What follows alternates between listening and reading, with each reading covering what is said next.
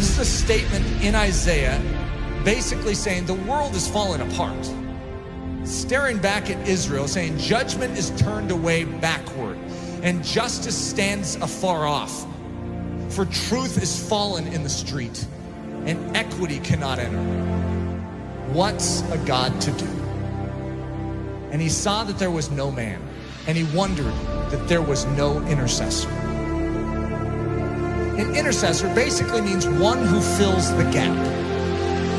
If you have a walled city and there is a hole in the walled city, just this little part that is like broken down, it's like a pile of rubble, and actually you can sneak through it. That there's a vulnerability in a time of war. If you have an enemy, what's an enemy looking for? The gate, to try and scale the gate? They're looking for breaches or holes in the wall. They're not stupid. They're not going to waste their time going through the front door when they can go through a side little broken down breach. So the enemy, by his very nature, is constantly watching the integrity of the wall. He's looking for holes. We have massive holes in our life that give the enemy access to do with our life what he sees fit to do. We can say, that's horrible, I'm a Christian. Yeah, you're a Christian with breaches. You are not supposed to be a Christian with breaches. One of the key definitions of Christianity could be a man or a woman whose walls are repaired, who is made strong. Why? So that they are useful to God and they're not just constantly inwardly fighting demons. They can be outward focused. God says to Israel, I will bless you so that you can become a blessing to the nations.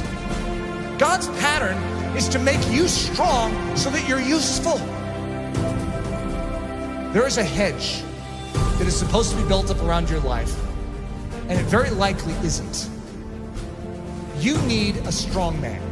You need someone who can step in and fight off that enemy to make you strong so that you can start focusing outward instead of on your own issues. Most of us as Christians, the church is so weak because we have literally less than 1% of our time that is able to focus outward because we are so caught up in our issues and our difficulties. Even the healthiest among us, we have issues. We have difficulties, whether it's relational, whether it's financial, whether it's health, we have issues. And there's a dying world out there. You know that estimated 150,000 people died and went to hell today? Let's think about this. What did we all do about it? Did we take a step forward in beginning to do something about it? Or are we just stemming the tide from our life falling apart even more than it is? We are living on the defensive instead of the offensive. What we need is the same thing God was looking for back then.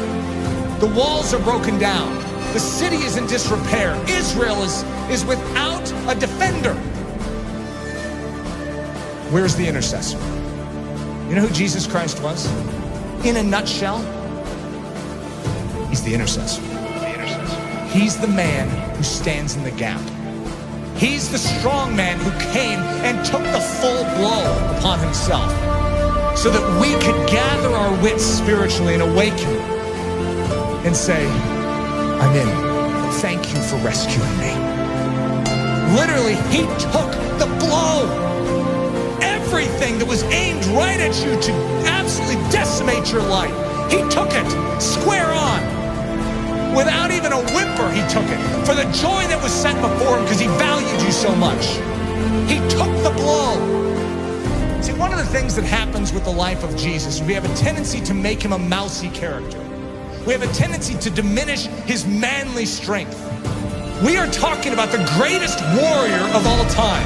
In the Old Testament, the term is Lord of Hosts, the captain of captains, the general of generals. And he's a general that led his troops into battle with his own life. He's the one that did it. All the rest of the army was cowering in the background. They couldn't fight this army. And he stood up single-handedly and defeated them. That is our intercessor. That is our king. And the same way that he stood for you then, I want you to know, he still stands for you now. When you behold the cross, and you behold the resurrected Christ, and when you behold the ascended Christ who sits at the right hand of the Father, you no longer will just remain where you are. you will say, God, do it all within me. For your glory, make me strong. Make me strong to give. God is looking for an intercessor, someone who will make up this breach.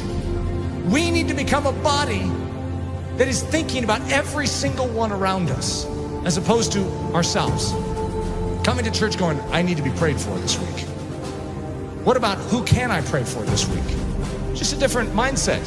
It's not what this church can do for you, but what you can do for Jesus Christ and this church.